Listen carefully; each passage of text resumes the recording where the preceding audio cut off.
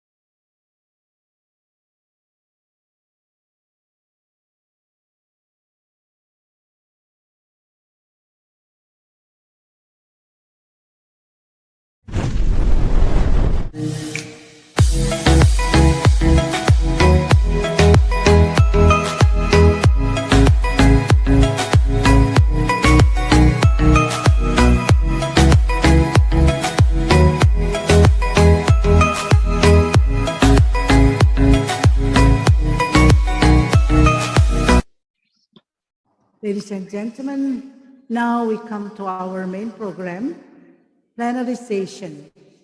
The plenary session will be led by our moderator, Dr. Taswanda Taryo, of PT Inuki from August 2011 to March 2016.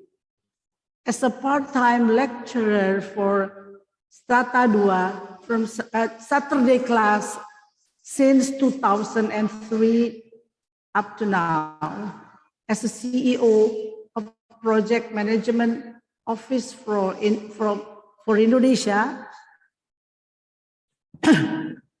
April 2016 to December 2017, as a senior researcher at Batan until March 2021, as a lecturer at Strata 2 of Pamulang University from April 2021 up to now. At least 83 papers have been published in national, international, conference, and journals. Dr. Taswanda Taryo, time is yours.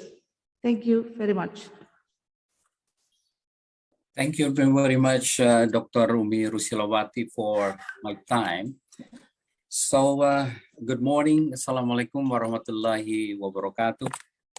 So, first of all, I would like to thank very much for the availability of the Excellency Rector of University of Unpam, Dr. A. Nurzaman, M.Si, and also the Director of Graduate Studies of University of Pamulang, Dr. Sarwani Abdullah, and also Mr. Afzal. Are you ready?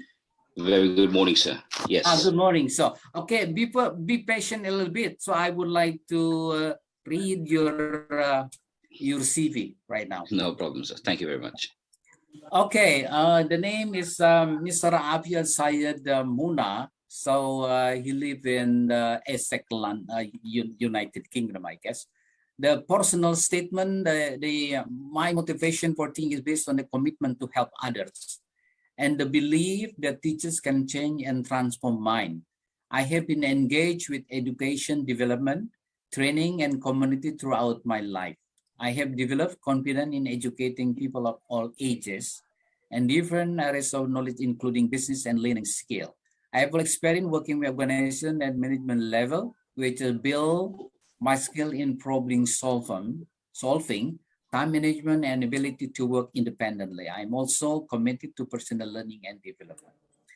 So working experience as external examiner management for the London Metropolitan University, and also the lecturer in University of Sunderland in London, and also lecturer of module leader and academic coordination in University of Trinity, London, and also duties include responsible implementation administration aspect of the academic and administration program, including management of the lecturing team and the performance. I incorporated following, so I should say again, now he's the associate professor, senior lecturer, since September 2020, and associate lecturer at FHEA University, September 2020. Education now, actually, he's studying for Doctor of Education or Doctor of Science. I really hope next year he will be graduated for the PhD degree. Fellowship research, he got the 2014, is also the Master in Business Administration in 2009-2010, Professional Diploma in Business Management Marketing, April 2009, Professional Diploma Shipping leading to Fellowship, April 2007, Master of Business Administration, 2005-26, Advanced Certificate in PC Application, October 2003, BBA in 1998, 2002, personal training. A lot of personal training have been followed by him, but I think since we have no time, and I cannot read one by one, a lot of things is very important and related to his skill.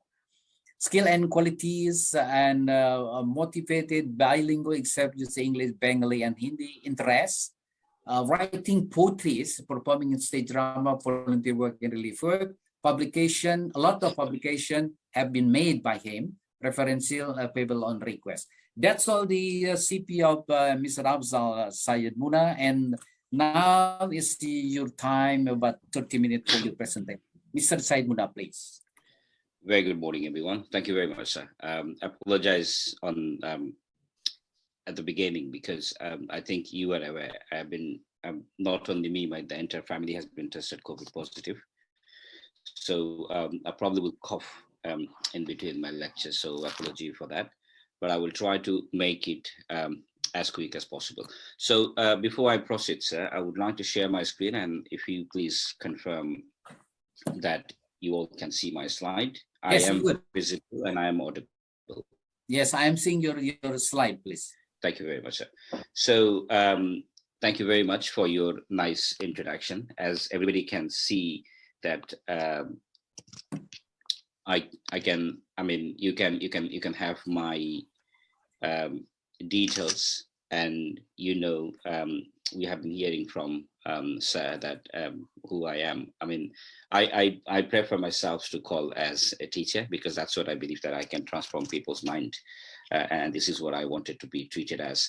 If anybody wants to know more about myself, you can scan the QR code that you can see on the right of my slide, and that will take you to my LinkedIn page, and you would be able to go through a little bit more about who I am, what I do, and my engagement professionally. Today, the topic that has been given to the conference, to the webinar to discuss about, and I think I have chosen a little bit of problem solving and the conflict management, and I believe it has got great connections between each other. And the connection between each other is that how we can use the conflict management as a tool, because normally when you see that conflict management, it's itself as a process of dealing conflicts, but we would like to see that how we can solve problems using this technique. So it's not something that I'm going to present out of the blue. It is something that we do on a daily basis in higher education sectors. Of course, I will be bringing that into that context. We try to understand the concept that is applicable, that is usable, and that's what we do on a daily basis. So without further ado, I will move into the next slide, where I will be discussing about the basics of what is conflict. Now, if you try to understand that conflict is nothing but difficulties in decision making, and that can happen to you, to me, to anyone, or that can be a group conflict. So we can define it in an alternative way as well, that conflict exists when disagreements lead to argument, and we struggle to find out a decision-making process. Now, any areas that we are trying to understand and there is a vacuum and there is a gap that we do not know what to do or how to do it, or maybe we come up with some idea and then others disagree with our concept. So it can lead to a place where it needs some instruments or some evaluations of the process to come up with an idea how we can dissolve that. So it's a situation which needs attention. It's a situation that can lead to dissatisfaction. And when you talk about at a personal level of conflict, that might be not that serious the way we think of, but when you think of it at an organizational level, especially if I consider our evaluations in terms of the higher education perspective, that can lead to a very, very, very serious consequences. And the consequences, what I mean is with the a few more slides, we will try to understand that how it can actually affect. But in general, we know that if the conflict arises, arising the conflict is natural. Apology. But when we will try to resolve that and we will use the technique to resolve the problem solving, that is important, is because that can ultimately ruin the overall satisfaction from the concept. So we try to understand the basic norms about it. When you come back to the problem solving, when you flip the chart and we try to understand that how we can solve a problem, by nature, we probably have been doing it from the beginning. Problem solving is an act of defining a problem. And I personally replace the word act with an art, is because it is an art to understand how we define the problem. Because my personal understanding, with my tiny little knowledge, I believe that the solutions of a problem is actually underneath of the problem surfaces. So if we try to understand the problem, we might can get the scenario of how we can, maybe we're not going to get to the 100% true solutions, but at least we're going to get the clues to solve the puzzle. So it is the main act of determining a problem, is of course surrounded by the causes of the problems, identifying the priorities, selecting the alternatives, and also implementing the solutions. Now, majority cases, we try to reach up to the solutions and then we fail to implement it. And that's also where we see that there are many conflict arises. And when we use the conflict management tool as a problem solving tool, we always got stuck in the middle, is because we try to reach to the solutions and we come to the face of the solutions, but when we implement it, we don't see the implementations the way it has to be. So it is very important for us to understand this cycle of process, which is defining the problems, brainstorming solutions, and then pick a solutions, implement the solutions, and review the results. Now, when you talk about the review, this is a dilemma, and this can be agreed and disagreed, and also that can lead to another confusions, is that how we review it and what should be the reviewing process. Now, in every organizations, if we talk about corporate strategies, if we talk about higher educations, if we talk about further educations, every organization has got a different parameters of reviewing. Sometimes you have been guided by them policymakers that this is what you do to solve the problems and this is how you review the problems. So I will leave that that's an independent study and that's an independent review, that how we review it in an institutional level. But I can give my examples from the concept that I have been leading as an academic coordinator, leading three different disciplines of such a Royal Chartered University in a London campus. I can understand that it is not easy when you go by the review process. So we have to break down the review into different stages of the discipline. So we review that in a senior level, we review that in the middle level, we review that in the operational level, and within the operational level we have again divided into 4 different categories. So because such a large nature of the institutions, we actually try to make sense on every aspect, that how each level is solving the problems and how each level is reviewing the results using these techniques. Now, we all know conflict is not good. We have been trying to understand from the video, and though I have joined very last part as a last speaker, and probably you already have been listening to many people, so I'm not going to go in details. But the moment I joined, and unfortunately it was a brilliant presentation by the past presenter. I wish I could have been listening to that. That was the main purpose of joining quite early, but due to the technical errors we couldn't. But the video that I was trying to understand is that, if I understand it correctly, one person trying to resolve the problems, but because it was not supported and coordinated by the rest of the community, he or she left the hope, and then there was a disaster in the overall community. So we know about that why conflict arises. We know what is the disadvantages situations of the conflict management as well, and how it is important in terms of solving the problems. But why it matters? Why actually it matters? It matters is because of the following reason. It matters because problem solving and conflict management involves supporting the required consistency. So they go vis-a-vis. They are very equally related in terms of the respectful and effective discussions. So if you want to bring a respective discussions, and I want to emphasize that word, respective and respectful decisions on the table, we need these to go together. It helps the perceptions of fairness. So when we talk about the fairness, when we talk about the true equality and diversity, I believe it helps the perception. It helps to boost up the morale of the employees, and it keeps the morale very high. It also enhances the likelihood that conflict becomes productive. So when we see conflict, we do not see conflict as a problem. We see conflict as a productive element that can actually bring some better innovative ideas. So first of all, it's a viewpoint we would like to utilize, is that not conflict as a minus sign, conflict as a plus sign, because it is going to bring some productivity and the innovativeness into the decision-making process. Overall, I'm talking about the higher education perspective. Workers are consistently held accountable, so we can make them accountable. Challenges can be addressed and resolved effectively. And some of our participants' microphone is on. Thank you very much, sir.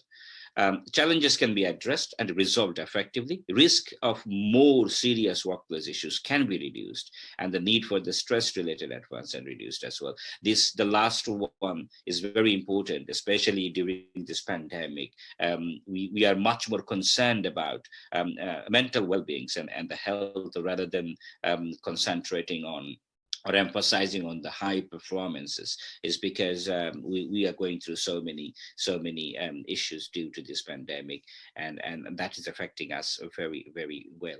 But you see, even if we take that as a conflict, it helps us to boost our morale that yes, we can bring together different ideas, and that can be utilized as a tool to make a decision. So this is the reason that that's why conflict management and problem solving can go together, and that's why it matters. Now, it doesn't necessarily mean that I have listed 7 points here or 8 points here, and these are the only reasons. There are many other more benefits we can bring it up. There are many other areas we can discuss if we wish to, and it's a never-ending discussions, to be very honest, and there are much more areas for us to work on it.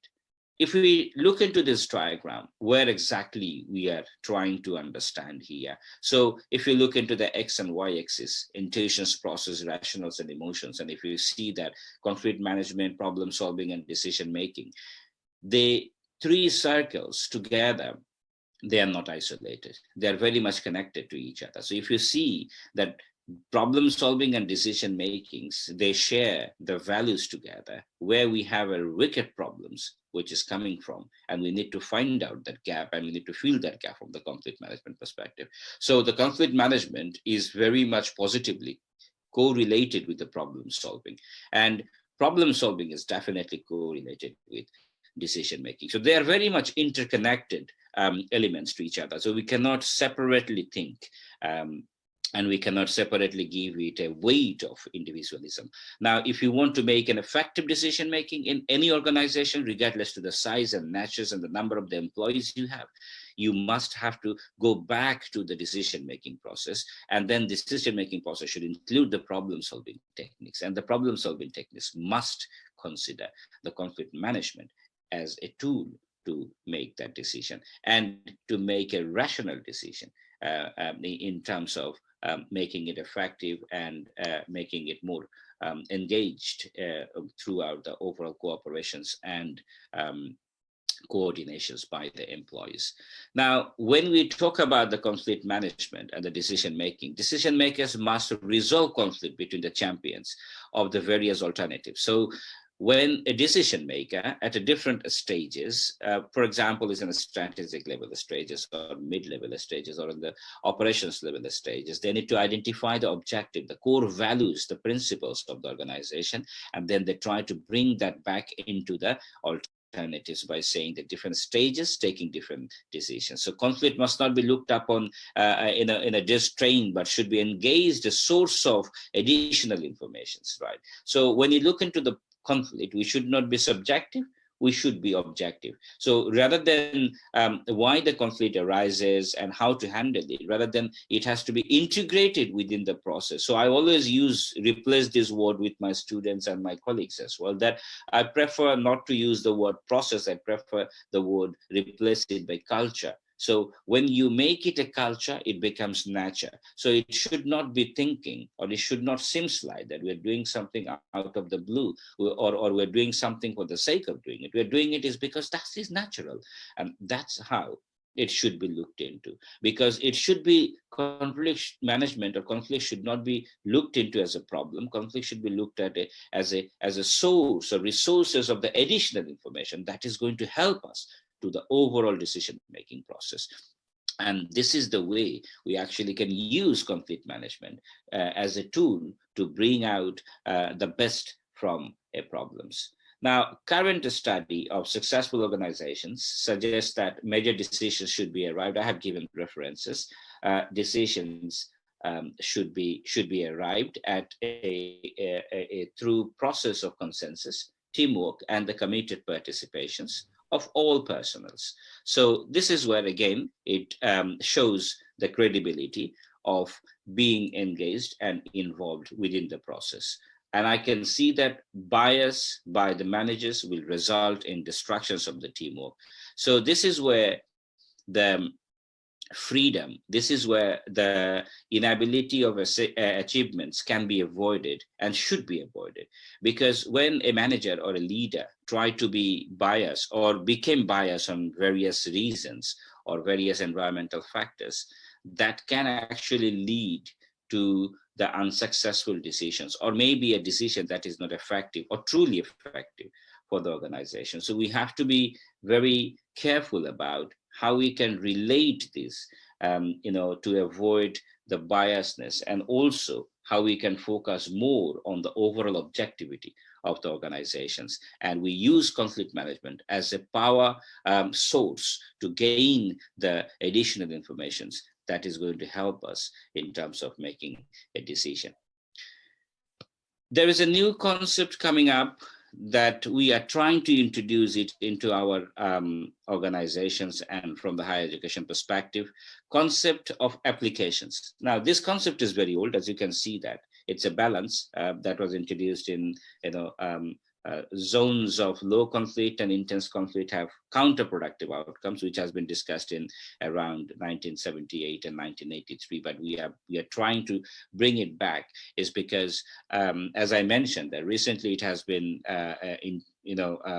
got much attention of this pandemics and people's mental health issues and all sort of things. So you can see from this diagram that no simulations, little cohesions, and mental simulations, high cohesions, and dispersed energy. So we are trying to go into the zone of a strategic conflict, which is moderate conflict, is because the conflict is not much high. We are concentrating more on the people's engagement, and that's how we can bring. And if we look into that any decision making at any level, at any organizations you want to make, it is scientifically proven that the more you engage people into the decision making process, the more you involve people into the decision making process, your decisions tend to be better. And what we are saying here is that the conflict management can be used as a powerful tool to bring power through the additional information. That means we are bringing more people's, more head, more decision-making tools, more informative analysis to the decision-making process, and our decisions tend to be better. That's what is the overall concept of this conflict balance.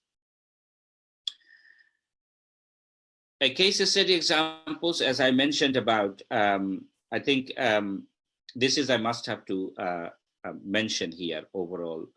From my perspective, it might not be applicable for many of us, those who are here. Maybe we are doing it differently. Maybe you are doing it from your perspective, what is appropriate according to your own needs on the institutions. But I think I must be honest here.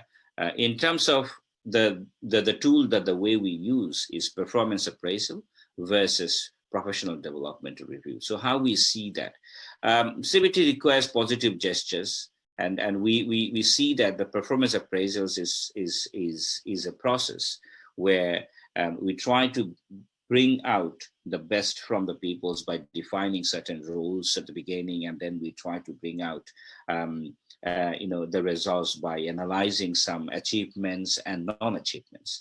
Whereas now we are using this as a tool, conflict management as a tool, to bring out the more to the board is professional development review. So rather than having a performance appraisals, we are now replacing that with a professional development review, because we want to make sure that we work with every employees, every colleagues, and everyone within the institutions and within the departments to bring out their concept of how they want to be improved and how they view or visualize their own achievements. So rather than a prescribed prescriptions and given a prescribed activity to somebody, we try to resolve those areas, because there is always a confusion when we consider the performance appraisals. There is always remains a conflict.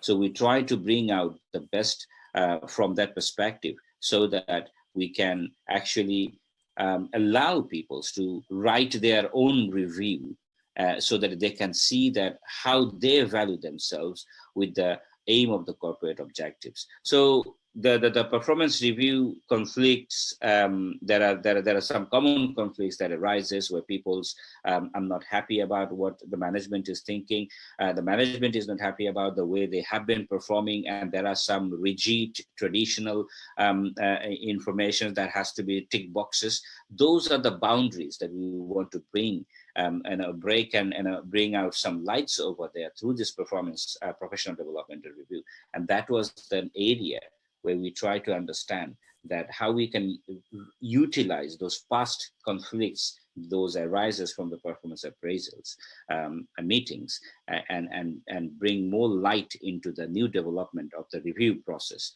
so that we can perform better. This is my end note. I think everybody knows about it, and after that I will stop. I can see a few hands has been raised, so with the coordinations from the organized committee, definitely we'll try to answer that. We cannot solve our problems with the same level of thinking that created them. That was Albert Einstein. So if I understand appropriately, the level that we need to think of to solve the problems, that has to be much higher than the way it was created. So if the problem was created on a level of 4, we probably need to think of level of 8 to solve that problems. So thank you very much for listening to me. These are some further readings. I have shared my presentations well in advance with the organizing committee, and I'm pretty sure that if anybody is interested to go ahead and read through more, they can read through more from these particular sources. But they have been taken very carefully with the sources, those who are related, very much connected and related to UK practices, and especially in the higher educational practices. Thank you very much for listening to me, and I do apologize in the middle of the sessions coughing. And I promise that it was not that lengthy, and I'm really sorry. As you know, that health-wise I'm not keeping very well, but as I committed and I promised, so I had to deliver. Thank you very much. It was an honor presenting in front of you, all distinguished participants. Thank you very much, sir. Over to you, sir. Okay, thank you very much for the very nice presentation from Mr. Afzal Syed Munna. So I really hope you will be better soon from your COVID. But I'm very glad to know about it. 35 minutes to go until the end of the QA session. And I already asked Dr. Tolibon, I see is still here, and Mr. Afzal, of course. And as far as remembered, Mr. Dr. Pawar will join as well. So if you have any question, first, number one, you can raise your hand. And if you would like to ask a question by chat, so it doesn't matter. In Indonesia, in Bahasa, it doesn't matter. I will translate it later. So please raise your hand as soon as possible. 3 participants raise your hand. Okay, so who does? Who's that? Okay, yes, I got so I will collect about five question, yeah. Please, straightforward question, not telling anything about it, but what question is, in order to shorten the time, in order to ultimate our time, in order to accept many questions, as many questions as we have. So I saw here is Fahri. and then followed by Kulia, and then Hadianto, and also probably Mr. Hadianto. Yeah. Okay, that's. Would you like first is Fahri? Yeah, Fahri, please. I show your raise hand. Okay, yeah. Kulia. Okay. So probably Fahri first. State your name and please forward question directly. Okay, thank you for the time and this opportunity. Actually, really nice and really interesting presentation, which is presented by Dr. Tolibon, second one by Dr. Afinas Pavon, and then the fourth one Mr. Afzal Syed Munna. And unfortunately that we missed for the third one, right? So I really interested by the material which is presented by Dr. Tolibon actually, because in one statement, actually it was stated by Mr. Tolibon that one most important objective of her presentation was to involve the human power to the industry of 4.0. That's another point, right? And then on another side, Mrs. Tolibon as well mentioned that in order to concern of importance of adapting the new technology, then this technology actually, we can say it is automatic based work, right?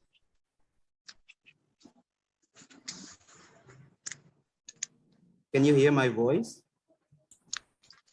Yes, sure.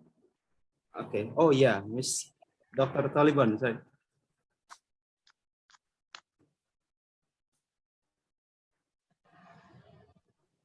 Okay, so excuse me, my computer. Okay, Mrs. Taliban, Dr. Taliban, sorry. I'd like to clarify, which is stated by you just now in the beginning of the presentation, actually. The first statement that you said, it is allocating people to involve to the industry, right? That's the first one. And then the second one, you said that it is giving a kind of opportunity or chance to the company to save more money on the labor, right? So for us as a student, I think it looks like a kind of unfortunate chance, right, in front of us, that by giving a lot of chance to the technology coming and jumping into the industry means that we are not allowed to join as a member of the, we can say big, we can say it's big industry, because application of industry 4.0, it is normally applied by the big company, and those who just started up, it is quite impossible for them to just use the technology or the updated technology. That's the first question for Dr. Taliban, right? I just need to clarify. So what's the correlation between those two statements? And the second questions, can I ask one question? No, one question is enough because it's for another time. Yeah. Okay. Time is very short. Yeah, Kulia, please.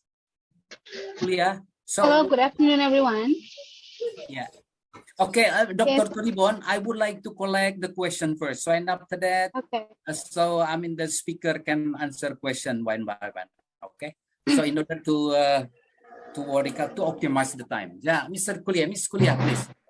Okay, I would like to ask a question to Mr. Afzal, talking about how to manage conflicts in workplace.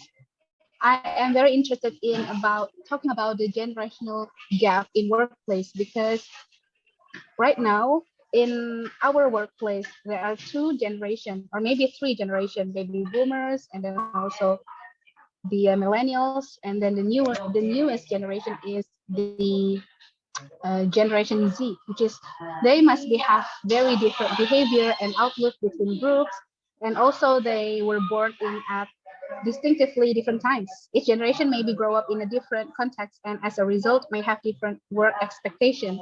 So I would like to ask, what is the strategies for us to, balance the workplace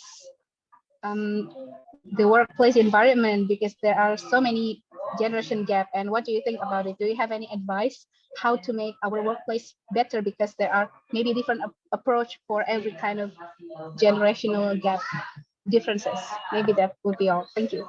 Okay. So please give your question first, Mr. Afzal. Yeah. Okay. The third question, Hardianto, please. Hardianto. Yes. Yes, Good please. afternoon. Good Yo, afternoon. please. Can you hear my voice, sir? Yes. Please directly make a question straightforward in order to minimize, to optimum the time. Thank you. Yes, sir. Thank you very much. Good Please. afternoon, all distinguished speakers, the Rector of Magister Management Program, Mr. Dr. Sarwani, all lecturers, as well as Yes, all it's my enough. It's beloved enough. audience. What question, Okay. please? Don't waste Okay, the sir. time with the message Okay. like that. Okay. I would like to raise the question to distinguished speaker, Dr. Duratul in Taliban. Okay, please. Because today, okay, how about, okay, what are your brightest plans to overcome the scarcity of water in facing the era of Industry 4.0 and the 5G society?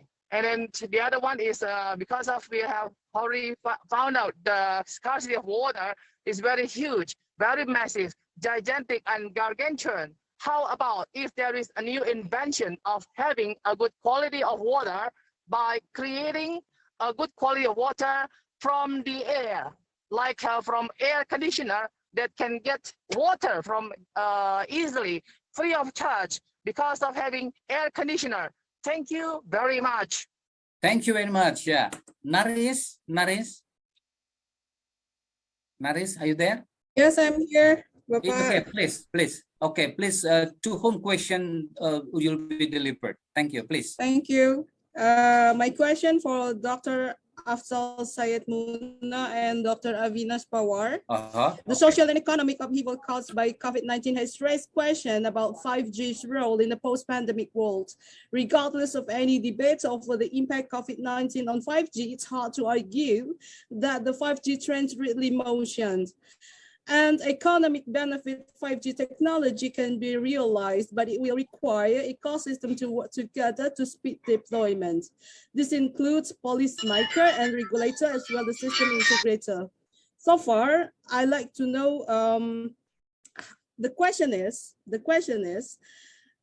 the base of the 5G World's 2020 Global Insight Survey and data from HIS market, I like to wondering why investment in 5G technology did not fall in the cliff during economic downturn that followed an onset in COVID-19, even as many other investment activities show sharp declines. That's number one. Number two, the question so far, what conflict management can we learn from the development 5G in midst of COVID-19 pandemic, and how many barriers behind? Thank you. Okay. Well, the distinguished speakers, we already had the fourth question, and I guess 2 questions delivered to Dr. Taliban, 1 question Dr. Afzal, Afzal, and also there is also a question for all of you. Before I saw Dr. Power over here, and about conflict management, Mr. Afzal as well. Okay, Mr. Afzal, would you like to answer question first? Yes, please. So, and after the Dr. Taliban and Mr. Power. Yeah. Okay, please. Thank you very much, sir. I mean, first of all, I would like to thank everyone for asking the questions. That actually gives the motivation that people just listening and that raise questions. And this is a gap that we need to work on for our further research. So thank you very much. These all are brilliant questions. I would like to highlight the first things. I think I was in a chat with Diviana. I'm asking about how we can create a win-win situation. So if I understand the questions correctly, the generation gaps. Now, the first thing that when our mindset comes into, we try to understand the gaps. And then as soon as we generalize that, yes, there is a gap between the ages, between the generations onwards. We try to create a hidden barriers, a bubble within us. And I think the best way to engage here is forget about the barriers, about the ages or any other elements, for example, race, sex, and whatever. I understand that I have an 8-year son. I understand that how we differ as a father and a child. And I understand now through him reflecting myself, how I used to differ with my dad when he was alive. These are there. We cannot avoid it. This is natural. But the only thing we can do is that we try to understand the overall vision. What is exactly we are trying to achieve here? Right. So even if it is somebody is say 73 and somebody is 52 and somebody is 27, we try to understand not the age, we try to understand which way we are heading towards. So I believe that the best way to resolve these gaps is that acknowledging everybody's potentials, giving everybody power. So empowering people, that is one of the areas that I have been working as well, that no matter who we are, I have been challenged many times as a young, I am proud to say that I'm one of the youngest in my institutions, those who has been given a responsibility where people has been working 35 years and they haven't been given. And I believe that was not given based on my age, that was given based on the ability to perform that. So I think the main purpose here, if I understand the question straight, is to ensure that everybody is empowered and to give the confidence to everyone that everyone's view is respected, and looking into the overall achievement of the organizations and the vision. That could be the only way to reduce these gaps that we are talking about in terms of generation. So we need to change the viewpoint. If I need to change through my son's lens, if I need to change through my young colleagues' lens, we probably need to do that, is because that is what is needed by the society right now.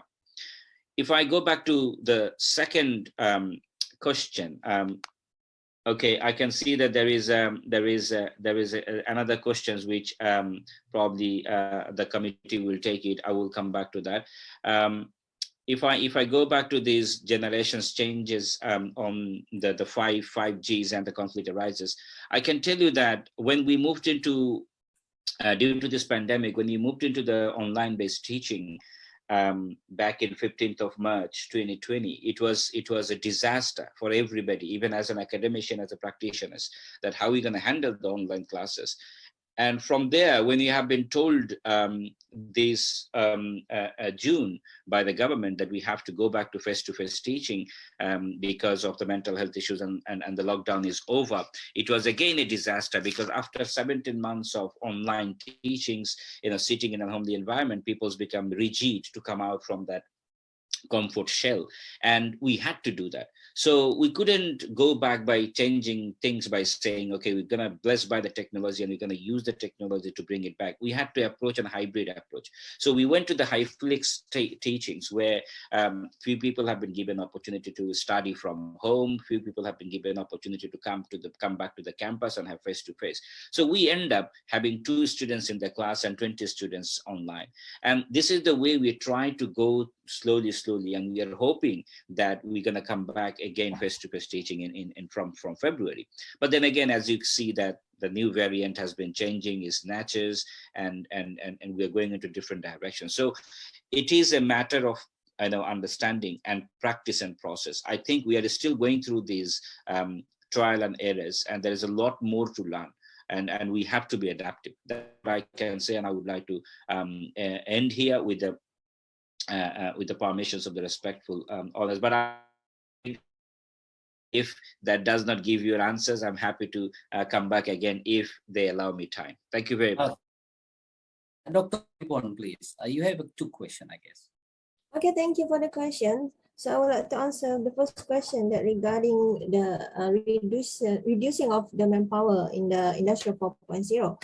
So when looking to the Industrial 1.0, 2.0, and 3.0, the more of the human power means that workers that need to just sit next to the machine to produce their daily production in the factories. However, when we're talking about Industry 0, when there is the integration of the Internet of Things and other cyber physical devices. So we also reduce the human power, but however, to cater the problem, although the machineries can operate by themselves, however, we still need the manpower, the skilled workers to operate the system, right? In Malaysia, our current practice is we are going to educate our students to be more skillful, not in terms of only the fundamental knowledge, but also in the application knowledge that we are facing in the IR 4.0. And to answer the question, question number 2, it's about the scarcity of water. So what is the invention to produce the good quality of water? For example, from the air conditioner. Yes, of course, in the water environmental. So we are having other alternative. For example, we have rainwater harvesting, groundwater, and also we can have the salination of our salt water, our seawater. So that is among the alternative water resource that can be used as the water supply for our daily use. So by having any other invention, okay, for example, just now you said you have air conditioning. So we must, the developer must think towards how to storage, and then what kind of treatment process that must be handled before the water can be supplied for our daily use, for example, to drinks, for bathing and other else. So yes, to answer that question, yes, we have a lot of any other alternative resources. So however, we need the specific treatment for each of the water alternative water resource. So I think that's answer your question. Okay, thank you very much. Yeah, Dr. Power, I think I have one question delivered to you. Are you there? Yes, please. I think you understood what the question is. Yes. So I think I will also add up to the other questions as well. So thank you for giving the opportunity to discuss with all the participants. So I think one question was how the COVID-19, has created the revolution, and how it will support the 5G activities. I think COVID-19 has become a catalyst for all the business operations. So now today businesses have realized that they could do a lot of things online, even starting from teaching, delivery of the products, even managing some of the business services. So now companies have started realizing that they could do online more effectively than the physical activities. So that faith has created because of COVID-19. And furthermore, I think a lot of businesses will become more adaptive to all digital and online processes. That will change all the forms of business in the near future. And we will see a lot of evolution in terms of business structures and business processes. I think 5G will give more power to the businesses to perform digitally and create the processes which could cater to the needs of the society and people. I think one question was also related to the investments in 5G. And I think there has been little investment till now, but we would have seen a little bit of decline in the investment. That might be because of market correction or environmental factors, or maybe due to some of the IPR issues involved in 5G technologies. But in the near future, I think we have a great future for 5G. Some of the great companies like Ericsson, Sanyo, they have started operationalizing a lot of efforts in bringing the 5G into the world. So in the near future, we will see all those things happening together. So thank you. Hope this gives you better understanding. Okay, thank you very much for your answering about the question. Yeah, I think I read about in the chat, there is a question. I think Mr. Abzal is very favorite today. So this is from Deviana to Octoria. In my opinion, it is almost impossible to get win-win solution between conflict. There will be always one side that harm the conflict. What is your strategy to minimize the effect of loss? This is one question, I think, to Mr. Abzal, I guess. So the second question from Reno, postgraduate student. I want to ask with invited speaker, Mr. Abzal Said Munna, one of the duties of a leader is to resolve conflict. So my question is, what is the problem about the management itself? Actually, that's how. There is also a leader who can just the problem. Sorry, the conflict question is what if just a minute.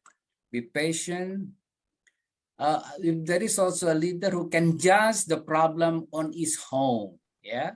What do you think about it? Yeah, Mr. Abzal, would you like to answer that question? Yeah, thank you very much.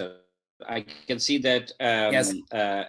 Hadi also would like to ask a question. So if he can answer, add the questions on the chat, I can answer, or maybe he can say the questions and we can answer as well. But I already have answered those two questions that you have mentioned here. I was replying to them.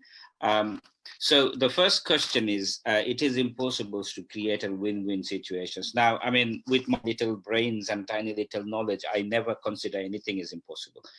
Things are possible when we try to do it, try to make happen with a team effort and with everybody's coordination. So this is possible. Things can go challenging, which is true. And a challenge is part of life. And if we never been challenged, we never been improved. Otherwise, we think that, well, we are doing okay. So I think this is the one way to do that. And I always personally believe that is what I try to reflect into the institutional practice as well, is we need to see the principles, the core values of the organizations, and we should not be just remembering them, we should be living them. That means it has to be within the culture. That should means that we should understand the value of it. So that's how we can create a win-win situation, because we try to understand the overall purpose. And the second part of the questions is also that if the problem arises at the leadership stages. Now we know that this is a traditional concept. This is a traditional way of thinking. If we go by the hierarchy of the principles, if we go by these 3 tiers of management, we think that the people, those who are in the strategic level, they are the leaders who are going to make the decisions, and they will pass the decision making onto the bottom levels anyway. So we need to remember that we are transforming that approaches. We are not going by the top to bottom approaches anymore. We are not going by the bottom to top approach anymore as well. We are going by the hybrid, which is in 360 approaches, that everybody need to be connected to the visions of the organization. So there is no centralized power. So we should not be subjective. I think I made it very clear from the beginning, and this is what I do not like as well, that, okay, there is a conflict arises or there is a problem arises. You're responsible for that because of you. No. Forget about who is in the scene of the conflict. Forget about who has created or who has involved there. That's not the part of discussions now. It happened, it arose. Now let's put the effort together to solve it. So we have to be objective rather than being subjective. And if we can create that attitude within the organizations, if we can make it happen as a nature process, as a culture, I think then we can create a win-win situations for all of us. Oh. Thank you, sir. Okay. And I think there are a lot more as well. So that's right. Yeah.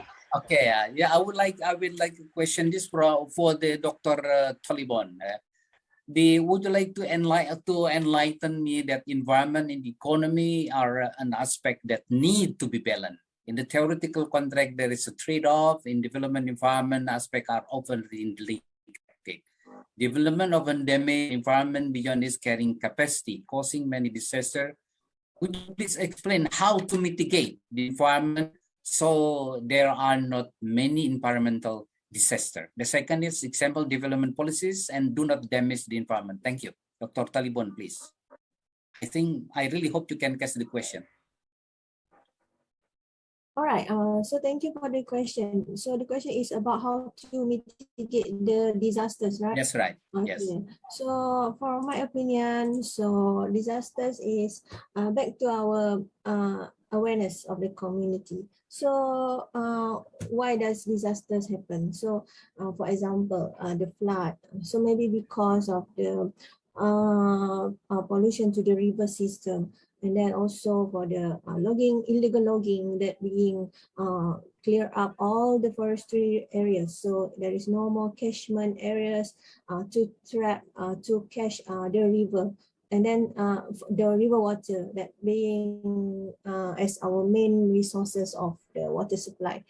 So it's back to the awareness and then participating of the local environmental event. And then also we have to do much encouragement on the recycling habit, then recycling, and also towards the green transportation, because as we know, we can reduce the emission of the carbon monoxide. So we can, if we can just ride to our office for in daily, so we must put an awareness to the community.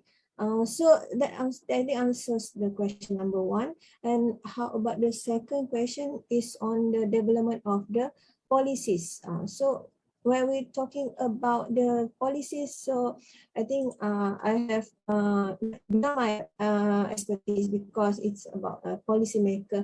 However, I think this is a very enforcement of the regulation from the authorities, and then we must make sure all the industries, all the stakeholders must be must be concerned on all the environmental issues, and so that we can reduce or avoid the pollution. So I think that answers the questions. I guess so. Okay, thank you, Dr. Avinas. Very top also. Yeah.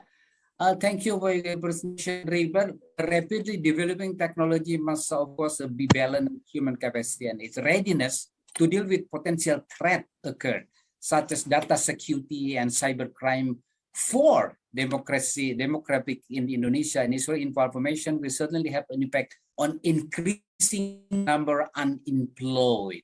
How do you see those things? This is number one. Directly again for Dr. Talibon. I conclude the water will be very expensive in the future. What is the solution so that water in which basic human need can be reached by all level on society in the world? Probably Dr. Pawar first, and after that followed by Dr. Talibon, please. Yes, so wonderful. I think the major challenge, which every country is facing is generating employment. And due to all these impact of COVID-19 and all other business, I would say, downfalls, we could see a lot of unemployment growing in various countries. So in future, I think when you compare the technological enhancement and employability, we will find a lot of changes in terms of availability of the jobs. So I believe the technology upgradation is not about reducing the jobs, but I think it's more about you are creating new type of jobs. So if you train people, if you give better competencies to people, you will find a lot of opportunities in different sectors.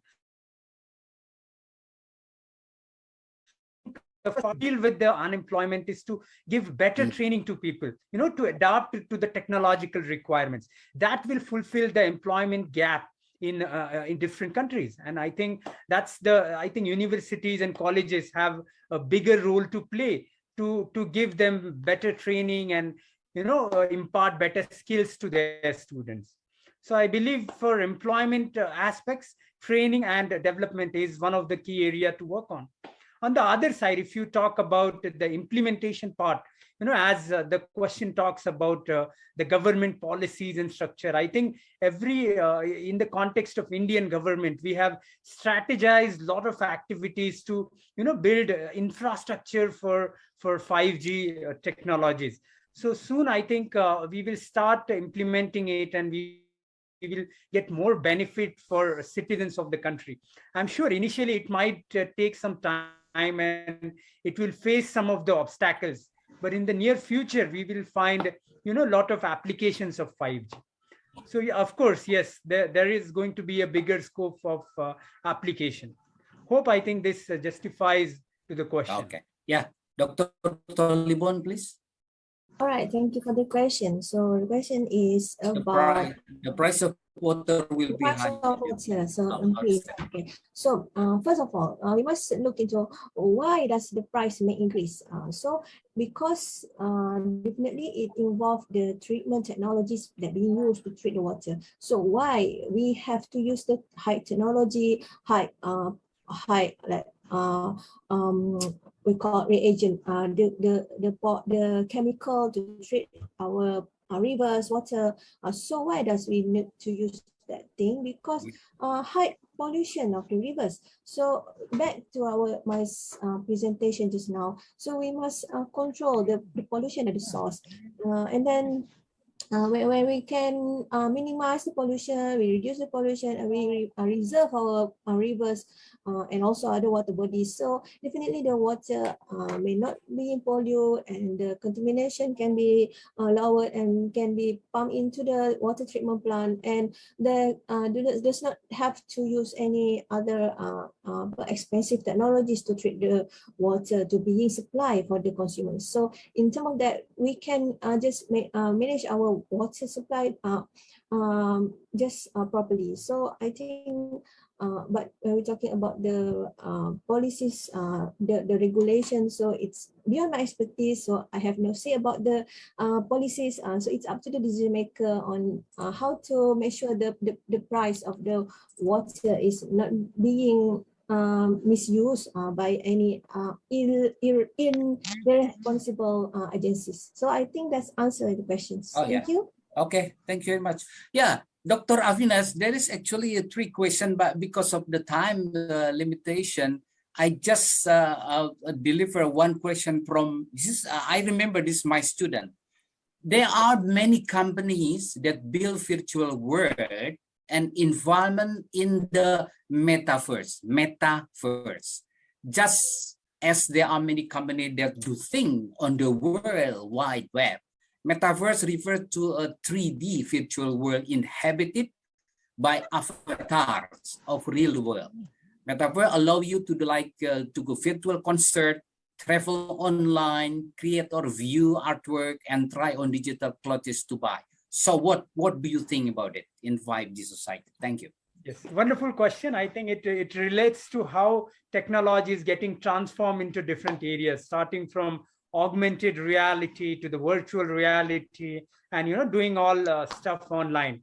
So in the near future, we will see the application of these areas into different products, like as wonderfully mentioned about the implementation of virtual reality into products like car, or maybe augmented reality to train some of the specific skills. So in the future, we are going to have those aspects to be integrated into many products, services, and all different business processes. So I'm sure a lot of companies are working on developing the consoles for virtual realities and augmented reality. Happen some lot of applications. Oh, thank you very much. Yeah. Question. And if participants have some more questions, I would be happy to share my email ID, and you can send the questions to me. Yeah, thank you. I think just 1 minute to go, but I get permission from the distinguished participant and also from the other distinguished speaker. This question is really from my side to my brother Afzal. Yeah, this one question I think is very important regarding about the conflict. So now, due to pandemic, COVID-19 occurred in all over the world, in Indonesia and also in probably I would like to answer about the case in United Kingdom. What conflict actually between the government which made the decision about regulation and the people? So how the government to deal with it? So you are smiling. So I need your answer really. Thank you very much. Thank you, sir. That's a very, very, how should I say, political or diplomatic question. So I'll try because I am partly engaged in mainstream politics as well. Yeah, okay. And the conference is recorded, so I don't want to jeopardize my political situation. But you see, government decisions are for the better and for the safety of everyone, and government individually do not make any decisions. We make the decisions based on what is shaded through the informations gathered worldwide and also partly instructed by the World Health Organizations. Now, people in general, because they suffer, especially the small businesses, especially the people, those who are on self-employed people, they do not like the concept of lockdowns.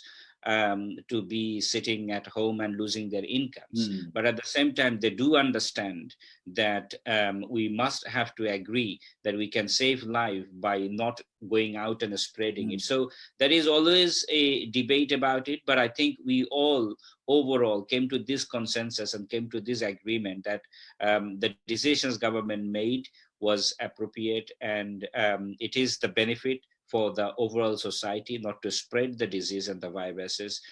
But at the same time, we are criticizing the government that when we stop in one way, you should be supporting the small businesses particularly in another way.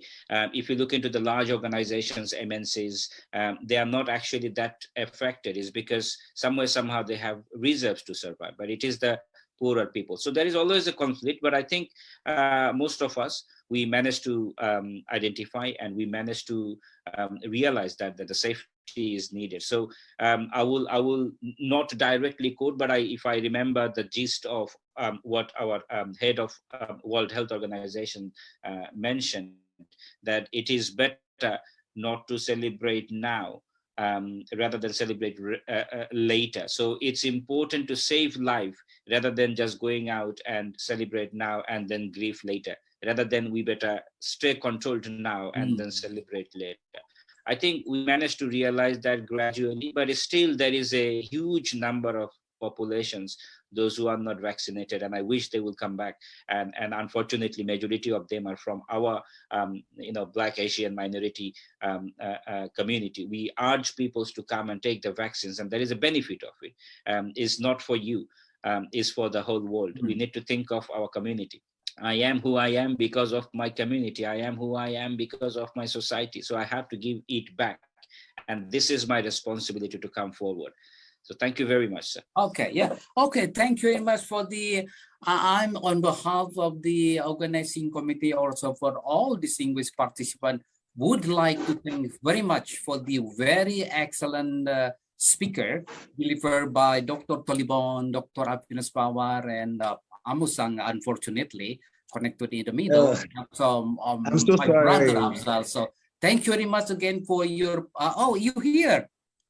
Oh, thank you. Yes, I can hear you now. I Yes. fixed the problem. Oh, yeah, I unfortunately the time, but I think I'm very sure we will have better with Nigeria next time, I guess. So again, I'm on behalf of the organizing committee, all distinguished parties would like to thank you very much for your presence today, this morning and this afternoon. And I really hope I will see you again next time. Be happy and be healthy for everybody. The speaker from Dr. Tolibon, Dr. Avinas Pawar, Mr. Amuzang, and my brother Afzal. Yeah. Okay, thank you very much. See you again next time. Yeah, bye. Thank you. Thank you. Yeah. Thank you very much. Assalamu alaikum. You're welcome. Yeah. Thank you very Walaikum much. salam. Thank you very much. So, well, the ladies and gentlemen, the discussion time is was over. And again, I would like to thank very much for the very interesting question, a great question delivered by the some distinguished participant. And now we would like to be coming for the what do you call so based on the agenda for today, so I will see here is the something we call it the call for the paper. So, well, ladies and gentlemen, distinguished participants, wherever you are right now, so I would like to say that as mentioned by the organizing committee, then around 82 papers have been submitted to the organizing committee. And I think, inshallah, all paper will be submitted tomorrow, probably tomorrow morning, because as soon as reviewed and published in the journal, we call it the Humanis. And I'm very sure tomorrow will be delivered all the 82 papers, so everybody can see it. And organizing committee had hard work to do and had made a very big effort to review one by one, starting from probably October 2021. So it took about October, November, and December, about at least maybe 7 or 8 weeks to review it about all papers submitted to the organizing committee. And finally, we have to choose the best presentation paper. Best presentation paper. So be patient. I would like to show. So the presentation paper is really just a minute. The best presentation paper is owned by the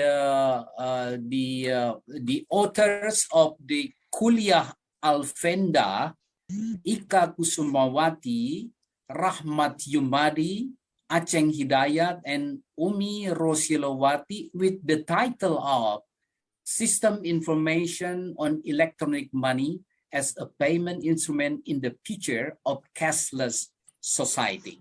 So I would like to ask the organizing committee to perform this presentation right now. Please. The organizing committee, please. Assalamualaikum warahmatullahi wabarakatuh. Let me introduce myself. My name is Kuliah Alfenda, and I would like to present to every one of you about our writings for ICOM21, System Information on Electronic Money as a Payment Instrument in the Future of Cashless Society. I would like to introduce our authors, myself, Kuliah Alfenda, Mrs. Ika Kusumawati, Mr. Rahmat Yumadi, Mr. Aceng Hidayat, and also Mrs. Umi Rusilowati. We are from University of Pamulang. I would like to start this presentation by asking every one of you, how much money do you have in your pocket right now? Please check them out. Do you have any cash or a very small amount of cash? Surprisingly, it is very normal right now if you don't carry any cash. Payments are traditionally made through cash or credit card, but now people create new habits thanks to the development of technology and system information around the world. Digital-based non-cash payments are more and more turning into a payment trend in various retail and also marketplace sectors, even for the everyday needs of Indonesian people. This is due to the fact the virtual payment system is considered more effective and realistic. In this pandemic, there are an increase of 42% of people using the electronic payment. Talking about electronic money products are categorized into two subgroups. One is card-based products and another is software-based product. This type of product uses a media card with integrated circuit or IC, which contains a microprocessor chip and identified with RFID technology. The software-based product, often called e-wallet, refers to the definition published by the Bank for International Settlement based on its publication, which defines e-money as a value that is stored and has been recorded in the e-money system and stored in a media of someone's gadget. Which generation using electronic payment the most? The sophistication of financial technology dominated by millennials. They prefer to transact daily with digital wallets compared to carrying a wallet filled with cash. There are 68% of digital wallet users are millennials because they have a more active level of productivity than other generation. Implies that the initiation of the less cash society movement, which is a social phenomenon that occurs in a society that tends to reduce the use of cash as a transactions and switch into using electronic payments. The term less cash society movement is one of the programs launched by the Bank of Indonesia since 2014, which was named the Non-Cash National Movement or Gerakan Nasional Non-Tunai GNNT. There are strengths also in the development of system information for this electronic payment. Public transaction use of electronic money has increased significantly. During the month of January until July 2020, the value of money transaction reached up to 16.7 trillion rupiah. Improvement in 2020, especially in April, due to the PSBB policy by the government, so that in meeting their needs, while at home, people tend to conduct transactions using electronic money. There are also some weaknesses, especially in socialization and educational approach needed. The government needs to collaborate with stakeholders and non-profit organizations to socializing the less cash society program so that the entire community getting to know non-cash instruments, increase awareness and enthusiasm of the community in the use of tools electronic payment in Indonesia. There are also opportunity for the growth of the system information in electronic payment. In the industrial and manufacturing sectors, it is now from Indonesian importer, the top 5 countries that suppliers of RFID cards, chips, and readers for Indonesia are from China, Hong Kong, Japan, South Korea, and Mexico. To be able to implement digital-based transaction in various parts of the country, of course, there must be improvement in infrastructure and technology, from software to hardware that must be installed in the system. In the industry has the most potential to develop and prosper the country's economy with the realization of the GNTT program. There are also some threats, especially in infrastructure and support needed. Cashless society program is not yet stable due to the lack of facility from the government and public's understanding about the system and the technology behind it. In addition to infrastructure, human resources and networks, such as the internet, which have not been comprehensively installed to all of the corners of the country. The author's strategy to speed up cashless society in Indonesia, we will mention it one by one. First, manufacturing independency and integrated system information, and also standardized QR. The second, financial literacy and system information socialization for the public. 3, collaboration with Indonesia's money and e-wallet service provider. And 4, internet coverage to all corners of the country. Hopefully, the strategies will help to speed up cashless society and also independent, sovereign, and prosperous Indonesia. Initially, it was predicted that cashless society would only be realized in 2030. However, the pandemic accelerated the realization of a society in 2026. As many as 6 out of 10 Indonesia consumers carry less cash because they are worried about the spread of the virus.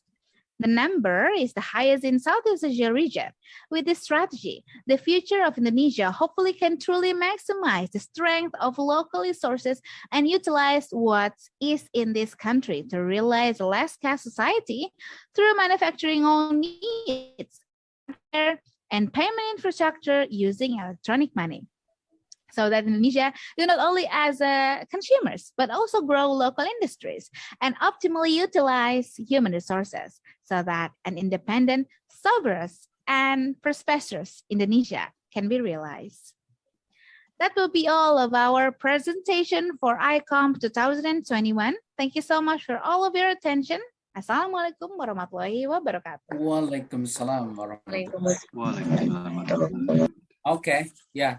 Thank you very much for the presentation, performed by the Bu Umi, I guess, Bu Umi paper, yeah. I mean, supervised by Bu Umi, Kuliah, and so on. I think it's we thought that it is the best presentation paper for the ICOM21. Okay, well, the ladies and gentlemen, actually, I would like that all people will be presented like we had before. But I think as far as I know, everybody, I mean, every author had made like the link of Zoom for the presentation. It should take something like 7 or 8 minutes or maybe more. And also the organizing committee has already like a group link. So if somebody would like to see how the presentation of other people, so you just see, you can search about the name and the paper itself, and after that, just see the link, and that's set the link, and after that, you will see directly how the presentation is. So this is the end of the call paper for today. And finally, as I mentioned before, so is this correct that this is the ending up the I mean the icon of, you see? So I should close this. Is that correct? Yes. Okay. Yes, Pak. Yeah. Okay. Well, distinguished participant, speaker, and ladies and gentlemen. So first of all, I think we should thank to Allah Subhanahu wa Taala, the Almighty, the Merciful, was giving us the opportunity. Then we had the silaturahmi since this morning. So exactly about the 10 o'clock, starting band singing the Int'l Indonesia Raya. So, and after that, we start by praying by Dr. Mukrodi at the time. So and then after that, we already heard a speech delivered by the Excellency Rector, Dr. H.E. Nurzaman, M.Si. So and after that is followed by the we call it the something like a keynote speech delivered by our director of the graduate studies from Magister Management, the Universitas of Pamulang, Dr. Sarwani Abdullah. So and after that, it followed by myself to lead the session. So I think in conclusion, for example, like Dr. Tolibon already delivered a very nice presentation about waste management, how about to deal with it. And also Dr. Tolibon already delivered about what devices has already been developed from not only from Malaysia, but also other countries to peers about the 5G society. So and after that, the Dr. Avinash Power, as usual, is very enthusiastic. It's very good effort to deliver the presentation regarding about the progress of India to face the 5G society. And also he showed us about the, what do you call, the progress of 5G society all over the globe. And unfortunately, actually the topic of Dr. Amuzang Victor, CIAP was very nice, but unfortunately, because the internet problem, so stopped in the middle of the time, even though we have tried to contact him to make it better, but still the internet channel is not good. And finally, I'm so sorry about that. We are very happy that finally we have the final presentation delivered by Mr. Afzal Syed Munna, because like last night I was very worried because Dr. Munna had been hit by COVID-19 since Monday. So I was not very sure at the time whether or not he will be here. But actually, I have suggested for him there is a plan B if they haven't delivered presentation. So I asked him to make a recording. But fortunately and luckily, we are off here. Then he finally presented about the presentation. Is very good. And when coming up to discussion, all participants are very enthusiastic to the question. And also the all English speakers are very enthusiastic as well to answer the question. And I'm very sure, I'm very happy too, because I deliver one question. And Mr. Afzal, my brother, only has also delivered the the answer. We are very happy, and I should say that all of us should say that we had made this international conference on management and science 20 and 21 very good and taking place very well. So do you agree with that? I guess so. Yeah, I guess so. I agree. So finally, so based on the requests by me as Master of Ceremony, so I can follow her request by saying, okay. One thing I forgot, last but not least, I would like to thank very much for the organizing committee or people in the organizing committee who have arranged many things from the beginning, and everybody should know that we had always a regular meeting once a week, every Wednesday at a time, probably starting from September at the time. So at least maybe 12 or maybe 15 meetings had been made by us. And I think this is the starting point why we are successful to hold this meeting today. So again, thank you very much for the all organizing people to had arranged all of this time very well, and also to many people who I cannot state it one by one. And I thank you so much for everybody who had supported, involved in managing, handling the ICOM 2021, and we had taken place the ICOM 2021 very well. Finally, by saying Alhamdulillahi Rabbil Alameen and asking the permission from all participants today, we officially close the ICOM 2021. Alhamdulillahi Rabbil Alameen.